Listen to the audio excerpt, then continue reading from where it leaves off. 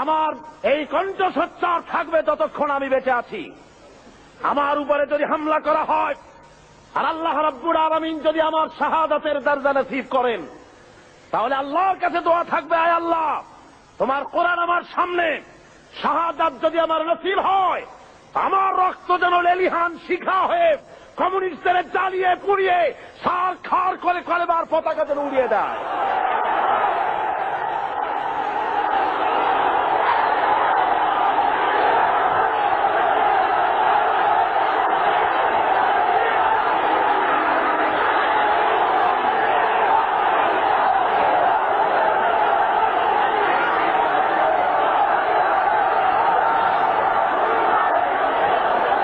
ভাইরা আমার, আল্লাহ রাব্বুল আলামিন সাফ করে বলেছেন, জমিন হলো আল্লাহর, এই জমিনে আপনারা কোরআনের রাজ কায়েম করার জন্য প্রস্তুত আছেন? জোরে বলেন, আছেন? যদি জেলে যাওয়া লাগে যাবেন, যদি ফাঁসির মঞ্চে চড়া লাগে চড়বেন। আমি মুসলমান আল্লাহর ফুল, আমাকে প্রস্ফুটিত হওয়ার জন্য ভোরের বাতাসের দরকার নাই। আমার জন্য দরকার বদরের, ওহদের শহীদের রাঙা একটা জামার দরকার। ওই শহীদের রক্ত ভেজা জামা যদি আমার গায়ে দেওয়া হয়, সারা বিশ্বে আমি বিস্ফোরিত হয়ে পড়ব।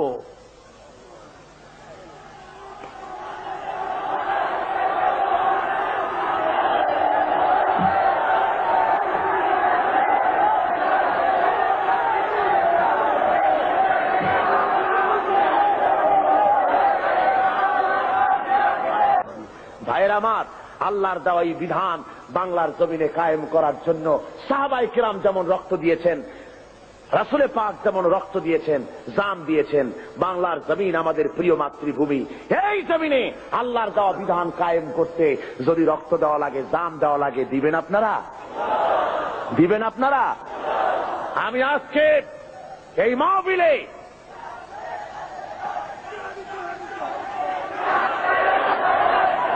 আপনাদের বলতে চাই, বাংলাদেশে আল্লাহ যদি মেহেরবানি করেন ইলেকশন আসতে পারে, পারে না? পারে কিনা?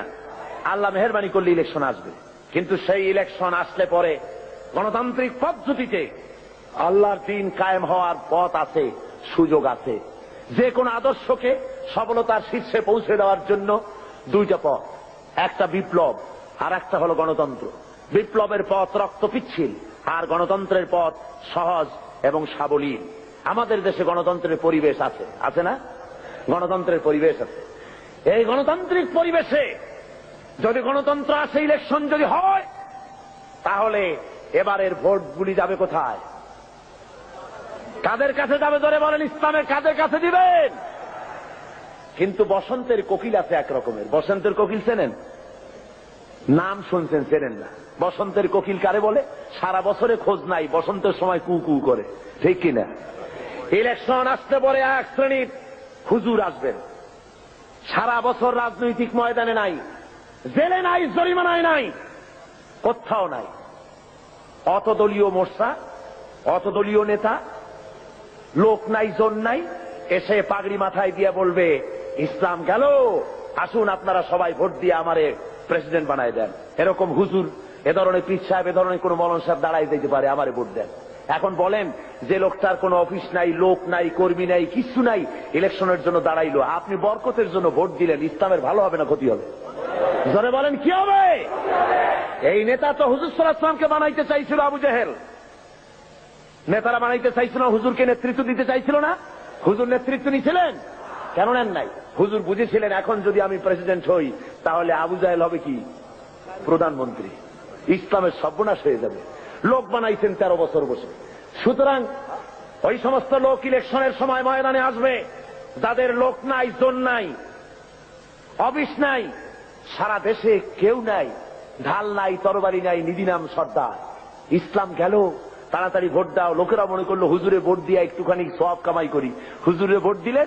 কয়েকজন হুজুর মৌলানা সাহেব গেলেন ইলেকশনে পার হইয়া, সারা দেশে কোনো কর্মী নাই তাদের, পার হয়ে গেলেন।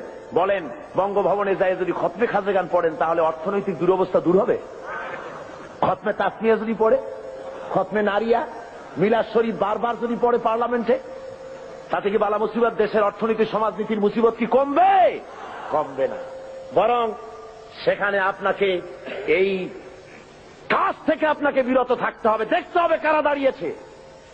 অনেকে আমাকে বলেন, হুজুর বলেন তো ইসলামের কথা, কিন্তু দল তো অনেক, কোন দলে যাব? ইসলামের নামে কত দল, কোন দলে যাব? আমি জিজ্ঞেস করি, দল বলতে বোঝেন নাকি?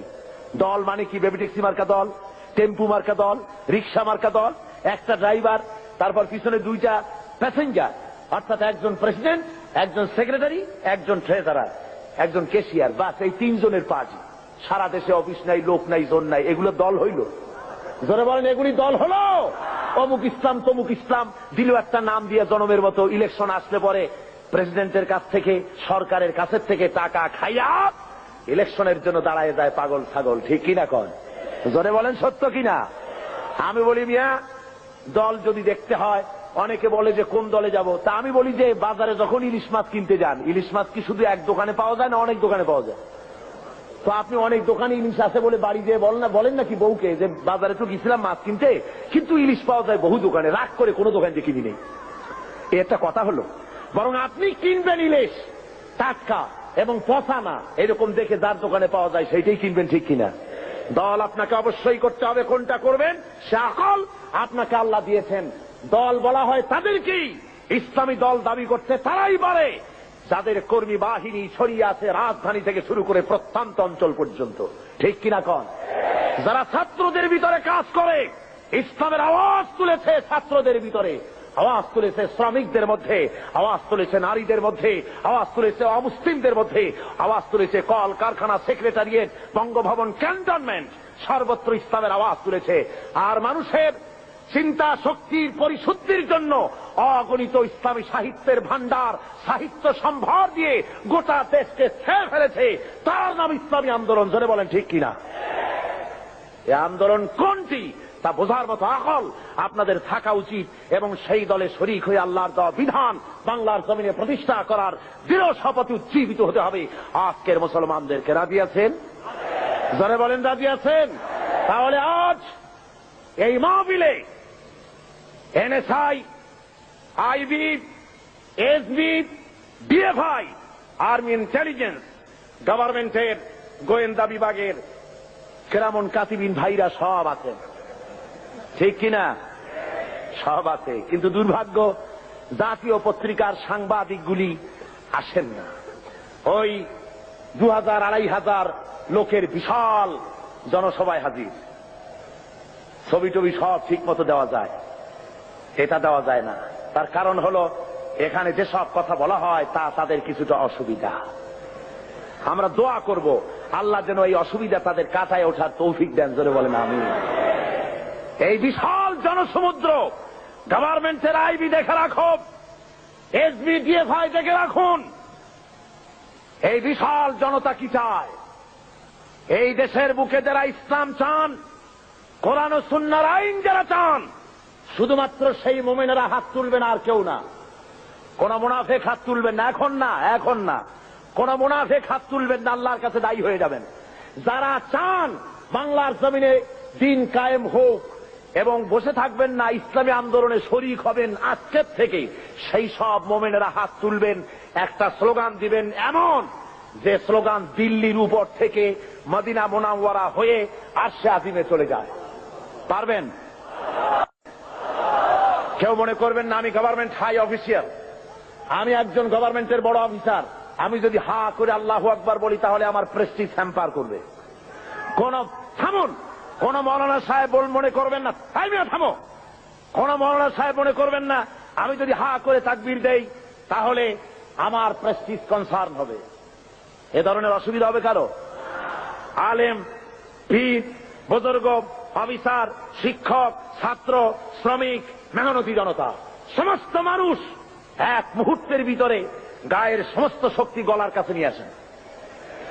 জীবনের শ্রেষ্ঠ একটি স্লোগান দিবেন, সারা জীবনের শ্রেষ্ঠ একটি স্লোগান, এমন জোরে আওয়াজ তুলবেন কাফেরের কলিজা থরথর করে কাঁপবে।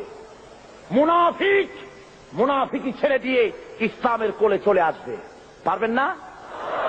দুহাত উঁচু করে সিংহের মতো গর্জে উঠবেন, আকাশ বাতাস মথিত করে আওয়াজ চলে যাবে আরশে আজিমে। জোরে সরে দুহাত উঁচু করে সমগ্র শক্তি নিয়ে বলেন, নারে তাকবীর, আরো জোরে নারে তাকবীর। দিন ইসলাম, দিন ইসলাম, বাংলাদেশ, বাংলাদেশ, কুরআন হাদিস, কুরআন হাদিস,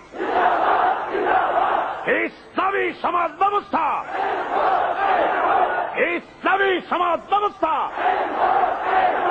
আল কোরআনের আলো, ঘরে ঘরে জালো, সারা বিশ্বের মুসলমান